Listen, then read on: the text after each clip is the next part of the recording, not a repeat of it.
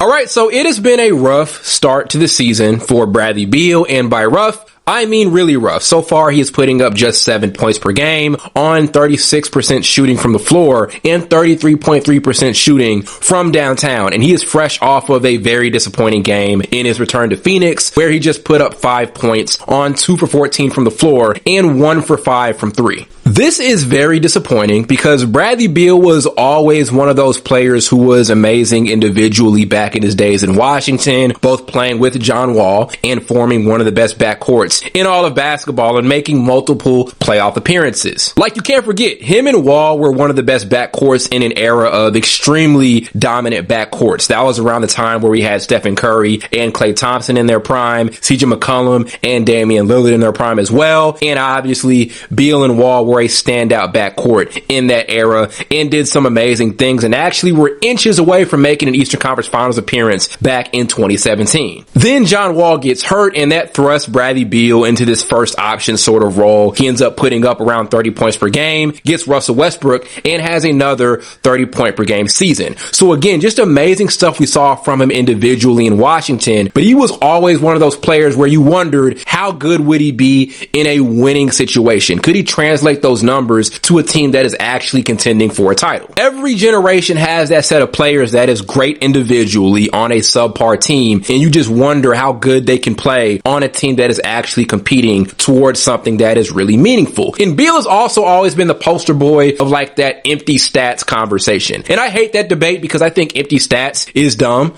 right? I never thought that empty stats were a real thing. You're either putting up numbers in the NBA or you aren't, right? There's no such thing as empty stats. The only thing I look at as empty stats are like garbage minute points where the game is already decided. You're down like 30 and you're just putting in buckets. But there's no such thing outside of that of empty stats. But Beal was always the poster child for that particular conversation, and I never liked that. But again, the biggest thing for Beal when he was in Washington was whether or not he could put up those sorts of numbers to a winning team in a winning scenario. And going over to Phoenix in that trade was a massive test of that. So yeah, there was a legit point in time where Bradley Beal was a top 5 shooting guard in the NBA and was an all-star and was doing some amazing stuff from an individual perspective. But things started to fall apart a bit, and there became this deconstruction of Bradley Beal when he started off his career with the Suns. He gets over there, and first things first, all of us knew from day one there were going to be some complications with trying to fit him with Devin Booker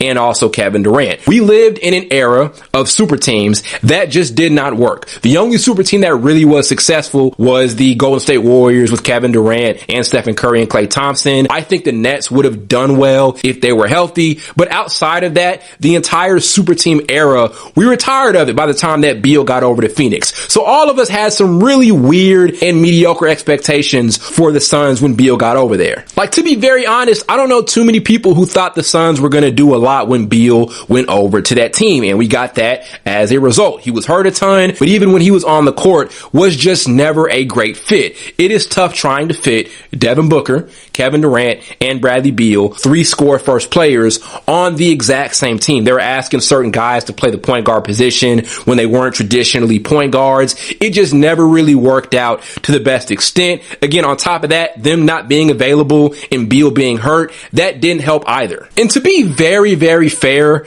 Beal wasn't that bad individually in Phoenix, right? A lot of us talk about his time with the Suns as this really bad period and this massive decline in his status as a good player in the NBA. I didn't see it that way. I felt like all of us kind of knew when Beal got over there, he was going to see a massive dip from that 30 points per game he was putting up in Washington. There was no way he was going to be able to put up 30 points next to Kevin Durant and Devin Booker. We all kind of expected him to be this low 20 point per game, down to 18 point per game sort of score with the Suns, and he did just that on efficient shooting. But the optics did look bad, right? Again, he's going from being a 30 point per game scorer to being an 18 point per game guy on a losing team that had expectations from their front office of contending for a title, right? The optics of that looked bad and really changed a lot of people's perception of Bradley Beal. He immediately became this player that a lot of people saw as this great individual player on a subpar team who couldn't translate translated over to a winning situation.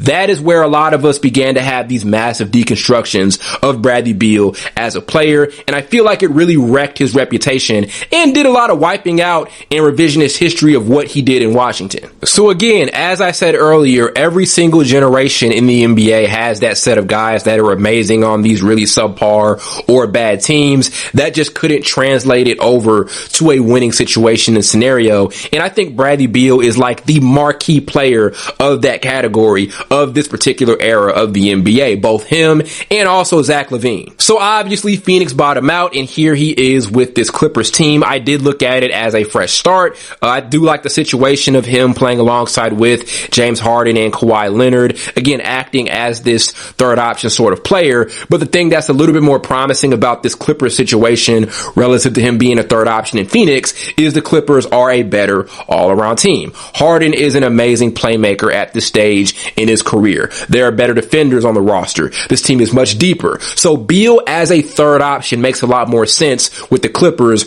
relative to the Phoenix Suns. Issue is he has not been able to get into form early on here in the season for LA. So all in all, I don't think the window of opportunity is closed for Bradley Beal to contribute to winning here for the Clippers, but I do think this season is the most pivotal of his career and the most important for his legacy. He is at a crossroads right now. On one side, he can end up as this player who was amazing on subpar and sometimes bad teams that couldn't translate it over to a contending situation, or on the other side, he could be looked at as a player who again put up great numbers on subpar or bad teams that could morph into a high-level contributor for a contender. That is the crossroads Beal is at right now in his career. That is why I think this is the most important and pivotal year for him, and I think there is a world where he is able to regain his status as that player that could play well on a bad team that could also morph and contribute to a contending situation. I think this Clippers situation is great for him. It's going to come down to execution, and hopefully he can get to that point. Now, to be fair, it is very early in the year, right? And he's only playing around 20 minutes per game. So we can react to his bad performances early on, but we shouldn't overreact. There is a difference. But all in all, I do see a world where Beal is able to recover and make this pivotal season one of the most important and impactful of his career.